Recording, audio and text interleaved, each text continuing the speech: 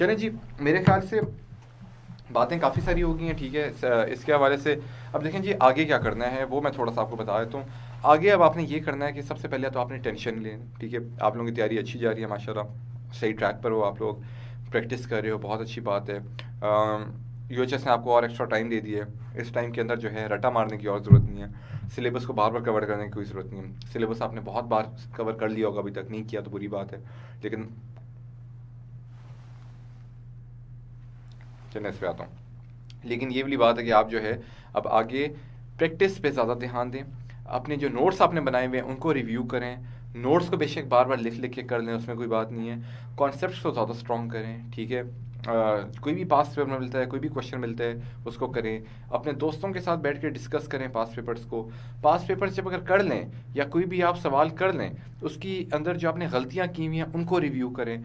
और गलती को रिव्यू करने का एक तरीका ये होता है कि आप ये नहीं कि आपने फॉर एग्जाम्पल 40 नंबर का अगर एक पेपर अगर आपने किया है, तो 40 में से आपके एक 30 आए हैं, तो अब आपने 10 को जो है आपने रिव्यू नहीं किया, आपने छोड़ दिया और आपने बोला कि यार मिस कराओ, अगले वाले पेपर में मैं कोशिश करूंगा कि 40 में से मैं 35 लूँ, ठीक है। इस तरह से नहीं काम बनेगा। You need to revisit your mistakes each time. और मिस्टेक को रिविजिट करने का तरीका ये नहीं होता कि मिसाल के तौर पे आपके पास जो है ये एक सेंटेंस आया है, सही है। इस वाले सेंटेंस के अंदर कहाँ गया सेंटेंस, इस वाले सेंटेंस के अंदर मिसाल के तौर पे इस वाले सेंटेंस की अगर बात की जाए, तो इस वाले सेंटेंस को आपने देखा कि वो अच्छा यहाँ डैमेजेस लगता है, ठीक है, मुझे समझ आ गया, अगली बार कभी आएगा तो मैं इसको गलत नहीं करूँगा। ये सही तरीका नहीं है। सही तरीका ये है कि आप ये देखें कि in the very first place आपने इस चीज़ को गलती क्यों किया था, ठीक है। ये चीज़ आपकी देखने वाली है। आप इस क्वेश्चन को खोलें और आप देखें क्या मुझे नहीं पता था डैमेजेस क्या होते हैं, तो मैं ज़रा इंटरनेट पे सर्च कर लूँ, मैं गूगल पे डाल लूँ, या मैं नोट्स को खोल के देख लूँ, या मैं सर अमार की वीडियोस को खोल के देख लूँ जहाँ पर वो ये वाली चीज़ें बता रहे हैं। मैं ज़रा इसको रिव्यू कर लूँ ताकि ये चीज़ मेरे जहन में पक्की बैठ जाए। जब आप इस एक्सरसाइज में से अपने आप को गुजारेंगे तब जाकर आप मेक श्योर कर पाएंगे, और ये सिर्फ इंग्लिश के लिए नहीं, ये हर सब्जेक्ट के लिए, तब जाकर आप मेक श्योर कर पाएंगे कि अगली बार जब आपके पास 40 नंबर का एक एमसीक्यू आता है, तो उसमें से अब आप 30 से बढ़कर 34 पे आएंगे, 36 पे आएंगे, फिर 38 पे आएंगे, फिर 40 में से 40 पर आएंगे। सो रिव्यू योर मिस्टेक्स, ठीक है। बार बार देखेंगे कि उसमें क्या चीज़ गलत थी, क्यों गलत थी, ठीक है। मैंने उस टाइम पे डिस्पाइट द फैक्ट कि मुझे एक चीज़ आती है, डिस्पाइट द फैक्ट कि मैंने 10 बार सिलेबस कवर किया, लेकिन उसके बावजूद मैंने 11वीं बार जो है जब ये मेरे सामने ये सवाल आया तो मैं इसको गलत किया, तो क्या मैंने पिछली 10 बार जो सिलेबस कवर किया वो नाकिस तरीके से किए। ये सवाल जवाब अपने आप से करना बड़ा इंपॉर्टेंट होता है, अपने आप अपनी गलतियों को सुधारने के लिए, ठीक है। तो आगे आने वाला टाइम बड़ा आपके पास अच्छा है। इसके अंदर जो चीज़ें आपको ऑलरेडी आती हैं उनको दोबारा रिव्यू करें। कोई एडिशनल चीज़ अगर नाम से दे दी है तो देखें जी। दूसरी तो एक मैं आपको एक बात बताऊँ जी, एडिशनल जो टॉपिक्स आते हैं ना, उसमें से मुझे लगता भी नहीं है कि नाम से जो है बहुत ज़्यादा सवाल आपको दे। पढ़ना है आप पढ़ लें। ऐसी मिसाल के तौर पर एक छोटी सी मैं आपको एग्जाम्पल देता हूँ। पिछली बार यूएचएस ने जब नया सिलेबस निकाला था तो उसमें किंगडम एनिमिलिया का पूरा टॉपिक डाल दिया था। लेकिन अगर आप पिछले साल का वो पास पेपर उठाकर देखेंगे एमडी कैट का, तो उसके अंदर हमारे सर शाहिद ये बताते हैं कि किंगडम एनिमिलिया के बिल्कुल जो बेसिक क्वेश्चंस, वो क्वेश्चंस जो कि अगर सिलेबस में अगर वो डालते भी ना किंगडम एनिमिलिया का पूरा टॉपिक, तो फिर भी उतने ही लेवल के क्वेश्चंस आने थे जब पेपर के अंदर, तो वही वाले सवाल बाद में आए थे। एम ही बच्चों ने इतना इतना टाइम लगा दिया कि किंगडम एनिमिलिया पढ़ने में, घबरा गया कि अच्छा मुझे अब इतना पढ़ना पड़ेगा। भाई नहीं, छोड़ दो, ठीक है। जो चीज़ें ऑलरेडी आती हैं उन पर ज़्यादा कॉन्सेंट्रेट करो, ठीक है। ज़्यादा टाइम है तो पढ़ लो, लेकिन बजाय कि देखो दो अप्रोचेज हो सकती हैं। एक ये तुम्हारा सिलेबस है, बजाय कि तुम इसको एक बार पढ़ो, 2 बार पढ़ो, 3 बार पढ़ो, 4 बार पढ़ो, बेहतर है कि एक चीज़ उठाओ, उसको इतनी डेप्थ में पढ़ो, फिर दूसरी चीज़ उठाओ, उसको इतनी डेप्थ में पढ़ो, तीसरी को इतनी डेप्थ में पढ़ो, चौथी को इतनी डेप्थ में पढ़ो, पाँचवीं को इतनी डेप्थ में पढ़ो, छठी को इतनी डेप्थ में पढ़ो, सातवीं को इतनी डेप्थ में पढ़ो। तो डेप्थ के अंदर जाने की कोशिश करो। अगर ये अप्रोच अगर रखोगे तो गलत है, ये अप्रोच अगर रखोगे तो ये सही है। चीज़ों की डेप्थ में जाने की कोशिश करो, कॉन्सेप्ट्स को क्लियर करो, तब जाकर मैं कहूँगा कि हाँ यार अब आपका एमडी कैट हो जाएगा। मैं आपको एक कहानी सुनाता हूँ छोटी सी, अगर आप मुझे इजाज़त दें और अगर मेरे पास टाइम है तो। मेरे पास क्या नाम है 84 लोग अभी भी मेरे पास हैं जो शायद मुझे सुनना चाह रहे हैं, तो चलो मैं कहानी सुना देता हूँ। मेरे पास कल एक स्टूडेंट आई, अब तो खैर उन्होंने इंजीनियरिंग कर लिया, सारा कुछ है। वो अपना एमडी कैट का दौर बता रही थी। वो कहती है कि I was one of the very bright students of my college, topper, 95-94% marks, और वो भी किस ज़माने में, 2000 11 नहीं 2012 की मेरे ख्याल से बात बता रही थी, 2010 की बात बता रही थी। उस टाइम पे 94% एक बहुत बड़ी बात थी। आज तो हर अल्फा ब्रेवो चार्ली के 92-93% आ रहे हैं। उस टाइम पे उनके 94% मार्क्स थे। और वो उसके बाद जब गई अपना MCAT देने के लिए इतनी तैयारी के बाद, तो she was not even able to score 60% marks in her MD-CAT। और जब वो उसके बाद उन्होंने जब 1 साल का गैप ईयर लिया, 1 साल के गैप ईयर के अंदर उन्होंने क्या किया कि उन्होंने एड मैथ का सब्जेक्ट रखा कि यार चलो मैं इंजीनियरिंग के लिए भी मैं चली जाऊंगी। एड मैथ जब पढ़ा तो उनका जहन बहुत ज़्यादा खुला, उनकी मैथ सही होनी शुरू हुई, सही है। और फिर उन्होंने क्या किया कि उन्होंने नस्ट में भी अप्लाई कर लिया, UET में भी अप्लाई कर लिया, वहाँ पर उनका एडमिशन भी हो गया। और वहाँ पर एडमिशन होने के बाद उनका इतना दिल ख़त्म हो गया था मेडिकल से, उन्होंने बोला कि अल्हम्दुलिल्लाह मेरा इतनी टॉप यूनिवर्सिटीज़ में, नस्ट में उनका टॉप रैंकिंग प्रोग्राम जो मैकेनिकल इंजीनियर था वहाँ पर उनका हो गया, UET में टॉप रैंक्ड इंजीनियरिंग जो थी वहाँ पर उनका एडमिशन हो गया। तो उनका ऐसा लेवल हो गया, उन्होंने बोला मेरा तो इतने अच्छे अच्छे कॉलेजेस में एडमिशन हो गया, मुझे क्या ज़रूरत है मैं अपना सर ख्वार करूँ इस मेडिकल के अंदर। तो उस फ्री माइंड के साथ उन्होंने बोला कि चलो अब डेट अगर आ गई MD-CAT की तो चलो जाके पेपर दे देते हैं, शुगर लगा लेते हैं। और कहती हैं कि वो उस स्पिरिट के साथ जो है वो गई हैं मेडिकल का पेपर देने के लिए। और उस स्पिरिट के साथ जब उन्होंने मेडिकल का पेपर दिया तो उनका मेडिकल में एडमिशन हो गया, ठीक है। द ओनली रीज़न कि वो मेडिकल में नहीं गई वो इसलिए कि उनका ख्वाब था AIMC में जाने का, ठीक है, अल्लामा इकबाल में, सही है, लेकिन वो नहीं हुआ। तो उन्होंने बोला कि यार चलो अब मैं ऐसी भी डिफरेंट चीज़ें अब करना चाह रही हूँ अपनी लाइफ में, फिर वो इंजीनियरिंग की तरफ चली गई। लेकिन अगर वो मेडिकल में जाना चाहती तो अब वो जा सकती थी, क्योंकि उन्होंने अपना ये जो 1 साल है उन्होंने कैसे गुजारा था। मैं अब आप लोगों को ये नहीं बोलना चाह रहा कि आप भी गैप ईयर में कुछ अच्छा करें उसके बाद आप सही होंगे। मैं आपको ये बताना चाह रहा हूँ कि उन्होंने उस 1 साल में ऐसा क्या किया जो आप अभी कर सकते हैं। वो ये कि स्ट्रेस लेना छोड़ें, ठीक है। अपने आप को इस माइंड के अंदर डालें कि यार चाहे जो मर्जी हो जाए मैं कर लूँगा, ना भी हुआ तो क्या हुआ, ज़िंदगी में और बड़ी ऑप्शंस हैं। लेकिन the moment you start taking the stress, the moment you start getting in to these fields के ना हुआ तो क्या हो जाएगा, दुनिया ख़त्म हो जाएगी, लोग क्या कहेंगे, ज़माना क्या कहेगा, पेरेंट्स क्या कहेंगे, मामू चाचू क्या कहेंगे, वो भाई किसी को कोई फ़र्क नहीं पड़ता। आपके मामू चाचू सब अपनी अपनी ज़िंदगियों में मसरूफ़ हैं, सबके अपने अपने बच्चे हैं देखने के लिए, सबकी अपनी अपनी ज़िंदगी हैं। आपका क्या होता है क्या नहीं होता उनको कोई घंटा फ़र्क नहीं पड़ता इस बात का, ठीक है। आप अपना एग्ज़ाम स्क्रू अप कर देंगे इस वजह से कि दूसरे लोग क्या कहेंगे, तो इसमें से अपने आप को निकालें, ठीक है। और अपने कॉन्सेप्ट्स के ऊपर ध्यान दें। मैं जो उन खातून से बात कर रहा था जिन्होंने इंजीनियरिंग की है वो यही बताती हैं कि पहला साल मेरे ख्याल से मैं रटा मारती थी। उन्होंने मुझे एक बड़े मज़े की एग्जांपल दी। उन्होंने मुझे एग्जांपल ये दी कि मिसाल के तौर पे न्यूटन का सेकंड लॉ उठाकर देखते हैं। न्यूटन का सेकंड लॉ मुझे ये पता था कि force is directly proportional to acceleration while keeping the mass constant. कहती हैं ये लाइन मुझे रटा थी, मुझे ज़िंदगी में कभी भी नहीं पता था उससे पहले कि यार force is directly proportional to acceleration होती है while keeping the mass constant. का मतलब है कि मास को कांस्टेंट रखूंगी तो इसकी एक्सेलरेशन बन जाएगी, जिसका फर्दर मतलब पता नहीं ये है कि फॉर एग्जांपल ये इसकी जो है वो ऑब्जेक्ट है, इस पर अगर मैं यहाँ से फोर्स अप्लाई करती हूँ तो यहाँ से इस पर एक्सेलरेशन बनती है। कहती है मैंने कभी उसको विजुअलाइज ही नहीं किया था, मैंने कभी उसकी प्रैक्टिकल एग्जाम्पल ही नहीं देखी थी, मैंने कभी उसकी कॉन्सेप्ट को समझने की कोशिश ही नहीं की थी, मैंने रटा लगा लिया इस बात का फोर्स इज। कहती है मुझे शायद ये डायरेक्टली प्रोपोर्शनल लिखना भी नहीं आता था, ठीक है। Force is directly proportional to acceleration while keeping the mass constant. बस इस चीज़ का रटा मार लिए, बस MCQ आ गया तो देख लेंगे, तो क्या घंटा मेरे से वो MCQ सॉल्व होगा जब मेरे पास उसमें कोई इक्वेशन आ जाएगी या उसके अंदर कोई न्यूमेरिकल आ जाएगा, क्या होगा मेरे साथ। तो इस टाइम पे आप लोग रटे मार रहे हैं, या फिर स्ट्रेस लेंगे या अपना इमोशनल क्वेश्चन ख़राब करेंगे, ठीक है, लड़ते लड़ते ट्वीट्स वगैरह करते करते अपने आप को ख़राब कर देंगे। इस तरह से मैं आप लोगों को आज बता रहा हूँ कि आप लोगों का MD-CAT जो है वो नहीं क्वालिफाई होगा, ठीक है। MD-CAT क्वालिफाई करने का जो सिंपल तरीका है वो है कि अपने आप को बिल्कुल टेंशन फ्री रखें, अपने कॉन्सेप्ट्स को स्ट्रॉन्ग रखें और इस स्पिरिट के साथ MD-CAT अपना देने जाएँ कि भाई भाड़ में गई बाकी सारी चीज़ें, मामू चाचू पप्पो अम्मी अबू क्या कहेंगे, बहन भाई क्या कहेंगे, मुझे कोई फ़र्क नहीं पड़ता, मुझे अपना बेस्ट देना है। अगर हो गया तो सुभान अल्लाह, अगर नहीं हुआ तो डबल सुभान अल्लाह। हो सकता है अल्लाह ताला ने मेरे लिए कोई और चीज़ प्लान की हुई है, भूखा नहीं मरूंगा और कोई चीज़ ख़राब भी नहीं करूंगा, इंशाल्लाह ज़िंदगी में बहुत आगे जाऊंगा, सही है। फिर MD-CAT स्पिरिट के साथ हो, देखो कैसे बरकत होती है तुम्हारे MD-CAT में। उसके बाद अगर जो भी होता है नहीं होता जो भी, उसके बाद बैठ के बात करेंगे चलो यार आगे का क्या कोर्स ऑफ एक्शन है। तुम सारे लाइक बच्चे हो यार, कुछ ना कुछ ज़िंदगी में अच्छा करोगे, अच्छी यूनिवर्सिटीज़ में जाओगे, अच्छी चीज़ें करोगे। तुम लोगों ने बस जहन में चीज़ बिठा दी है कि यार मेडिकल क्योंकि सस्ता है, मेडिकल क्योंकि गवर्नमेंट फंडेड है, सही है, इस वजह से घुसना इसी के अंदर है, इसी के अंदर इज्जत है, इसी के अंदर नाम है, ठीक है।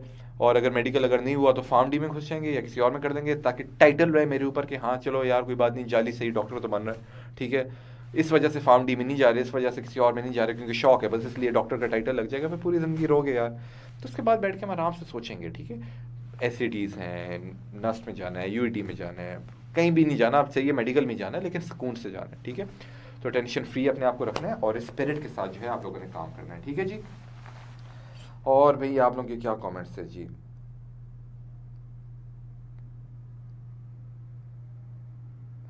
सईदा जो बिस्मा कह रही है I don't want to take the gap. देखिए जी ये वाली बात है, अभी अगर आपने ये सोचा ना यार मैंने गैप नहीं लेना, गैप लेके काम खराब हो जाएगा, मुझे इसी में करना ही करना है, और यही बोलते बोलते अगर आपने स्ट्रेस ले लिया ना तो gap year, welcome to the gap year bro. लेकिन इस चीज़ को जहन से निकालना कि यार मुझे क्या करना है, मुझे क्या नहीं करना। भाई अभी जो है मैंने अभी जो चीज़ करनी है उसको मैं करूँ यार, गुड स्पिरिट के साथ। बात की बाद में देखेंगे, बात खत्म। इस पे ये चिल रखें यार, ज़िंदगी छोटी सी ज़िंदगी है, उसके अंदर इतना सा दिमाग है, इतनी सी आपकी लाइफ है, इतना सा आपका कैलिबर है, उसके अंदर टेंशन भी है, डिप्रेशन भी है, स्ट्रेस भी है, गुस्सा भी है, फ्रस्ट्रेशन भी है, और ऊपर से एमडी कैट भी है, और एक्सपेक्टेशन है कि इसको आप बड़ा अच्छा करेंगे। यार मैं अपने पूरे करियर में ऐसा कोई भी बच्चा जो स्ट्रेस ले रहा है, डिप्रेशन है, ये सारा कुछ है, मैंने उसको एमडी कैट अच्छे तरीके से क्लियर करते हुए नहीं देखा। ये मैं हल्फन आपको बोल रहा हूँ, आगे आपकी अपनी मर्जी है।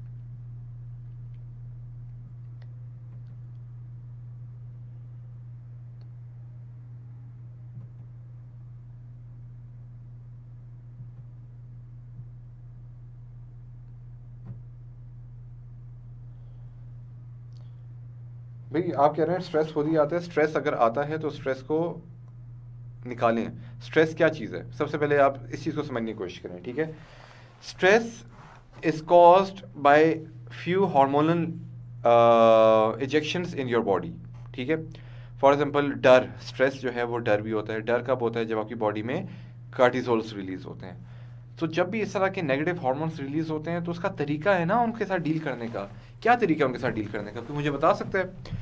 बैठ जाएं, वॉक करें, कमरे के अंदर हैं तो पुशअप्स निकालें, पुलअप्स करें, थोड़ी सी एक्सरसाइज करें, ठीक है, सॉन्ग्स लगा के डांस कर लें, ठीक है, रूम बंद करके, अगर किसी के सामने अगर आपको शर्म आती है, ठीक है, थोड़ी सी सीढ़ियाँ चढ़ के ऊपर नीचे चले जाएं, कुछ अच्छा खा पी लें।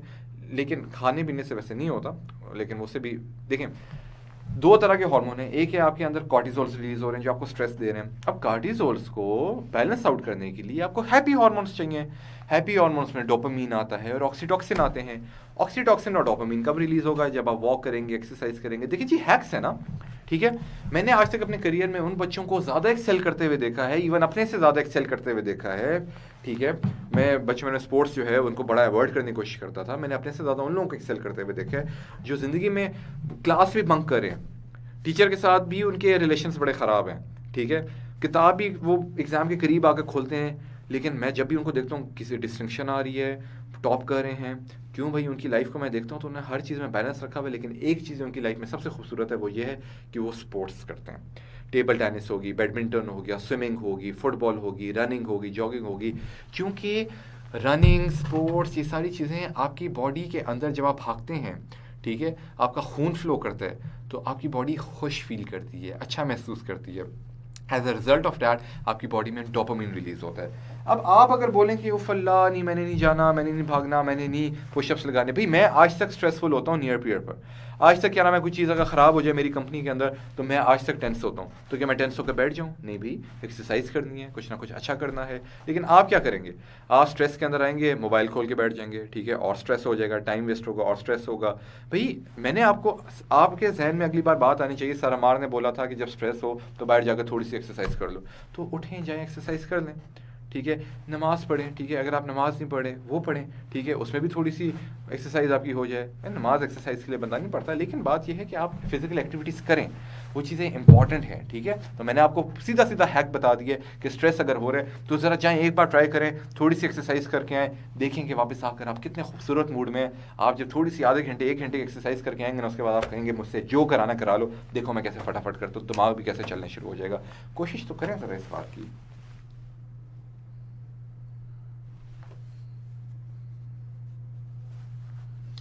रोजलीन रोज जी, देखें जी अगेन वही वाली बातें हैं, बार बार करने का कोई फ़ायदा नहीं। एक्सरसाइज करें, अपने आप को स्ट्रेस फ्री रखने की कोशिश करें, अच्छे से पढ़ाई करें, अच्छे से इन सारे दिनों को गुजारें जो आने वाले दिन हैं। देखें जी स्ट्रेस लें, मैं एमडी कैट इंग्लिश पढ़ाता हूँ, मैं एमडी कैट का पूरा प्रोग्राम रन करता हूँ यहाँ पर। हमारे इंस्ट्रक्टर्स फिजिक्स पढ़ाते हैं, बायो पढ़ाते हैं, केमिस्ट्री पढ़ाते हैं, मैं इंग्लिश पढ़ाता हूँ। लेकिन मैं अपनी सारी टीम को कहता हूँ कि यार हमारे बच्चे जो है ना, उनको बार बार ये बात आप लोग समझाएं कि देखें जी, आपका एमडी कैट जो है ना इन 4 सब्जेक्ट्स को पढ़ने से क्लियर नहीं होगा। मैं अपने इंस्ट्रक्टर्स को बोलता हूँ कि यार तुम लोग नियर पीयर पे बैठे हुए बच्चों को कॉन्सेप्ट्स पढ़ा रहे हो, मैं भी बच्चों को बैठ के इंग्लिश पढ़ा रहा हूँ, लेकिन मैं आपको ये बात बता दूँ कि ये सारे सब्जेक्ट्स तो एकेडमी में भी पढ़ाए जा रहे हैं, ठीक है।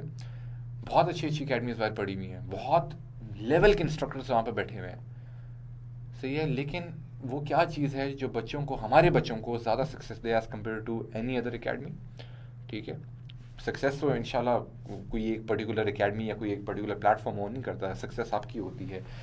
अल्लाह करे कि क्या नाम है, हर बच्चे को अपनी अपनी ज़िंदगी में सक्सेस मिले, लेकिन अगर मेरे प्लेटफॉर्म पे मेरे से अगर कोई बच्चा या मेरे इंस्ट्रक्टर से कोई बच्चा पढ़ रहा है तो वो एक चीज़ अपनी ज़िंदगी में क्या चीज़ डिफरेंट करे, वो सिर्फ ये डिफरेंट करे कि वो स्ट्रेस के साथ डील करना सीख ले। लाइक हर बच्चा है, हर वो बच्चा जो एमडी कैट में जाकर बैठ रहा है वो 10-10 बार सिलेबस ख़त्म करके बैठा है। हर एक बच्चा अच्छी अच्छी अकेडमी में जाकर पढ़ के वहाँ पर जाकर बैठा है। एक एक बच्चा नोट्स बना के बैठा है, एक एक बच्चा पास पेपर्स करके वहाँ पर बैठा है। क्या फ़र्क पैदा होगा उन बच्चों में जो टॉप 3500 हैं और बाकी जो 67,000 बच्चे हैं? वो यही है कि who handles those 2 hours extremely well. मैं बस उस बारे में आपको बताता हूँ और मेरे इंस्ट्रक्टर्स भी उस बारे में बताते हैं। फिजिक्स केमिस्ट्री बायो तो आप पढ़ ही लेते हैं, इन चीज़ों को सीख लें अगर हमसे सीख लें तो। चलें जी, अब मैं आप लोगों का और ज़्यादा टाइम नहीं लेता, ठीक है। आप लोग जो हैं मेरे ख्याल से मेरी बात समझ गए होंगे। Sir I got admission in software engineering at fast Islamabad this year, but घर वाले कहते हैं कि रिस्पेक्ट डॉक्टर की है, इंजीनियरिंग करके क्या करना है? देखें जी, अफसोसनाक अलमिया है।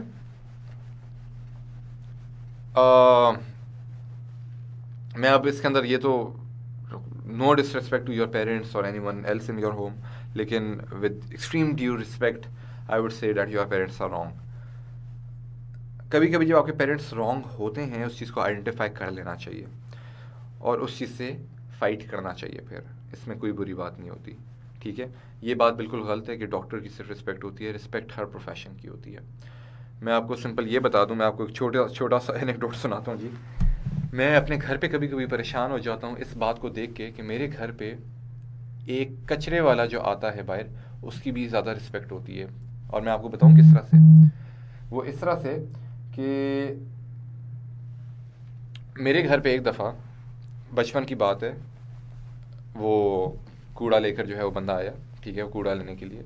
तो मैंने घर पे बोला कि मम्मा कूड़े वाला है। तो do you know what did she से? शी सेड, नहीं बेटा वो कूड़े वाला नहीं है, कूड़े वाले हम हैं, वो सफाई वाला है। तो do not refer to anyone with such disrespect.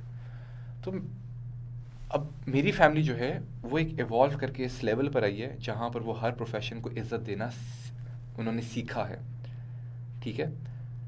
आपने भी अपनी ज़िंदगी में वो चीज़ें करनी है कि आप भी जिस लेवल पर भी हैं वहाँ से उठें, ऊपर आएँ और सोसाइटी के उन लोगों में शुमार हों जो कि हर चीज़ को इज्जत देना सीखते हैं, ठीक है। तो ये बात बिल्कुल गलत है कि इस प्रोफेशन की इज़्ज़त है और इसकी नहीं है। ये हमारी जो पूरा माशरा है, पूरी सोसाइटी है, ये सब लोगों से मिल के बनी है। मैं इस टाइम पे आप लोगों के सामने बैठा हुआ जो लेक्चर डिलीवर कर रहा हूँ, ये सारा कुछ जो मेरे अराउंड जिसने बनाया है, ये सॉफ्टवेयर और कंप्यूटर इंजीनियर्स थे जिन्होंने इंटरनेट को यूज़ किया, हमारी इस कम्युनिकेशन को इनेबल किया। किसी डॉक्टर ने नहीं किया।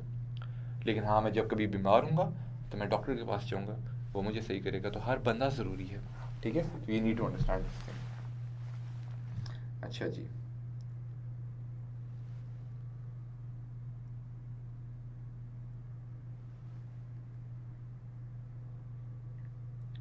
ठीक है जी, चलें जी, थैंक यू सो मच जी। अब आप लोग जाएं, अपना अपना ख्याल रखें, अपना टाइम और ज़्यादा इधर ना लगाएं, मेरी भी बातें सुनकर आप एम ही अपना टाइम वेस्ट करें जी, ठीक है। आप लोग बहुत बहुत अपना ख्याल रखें।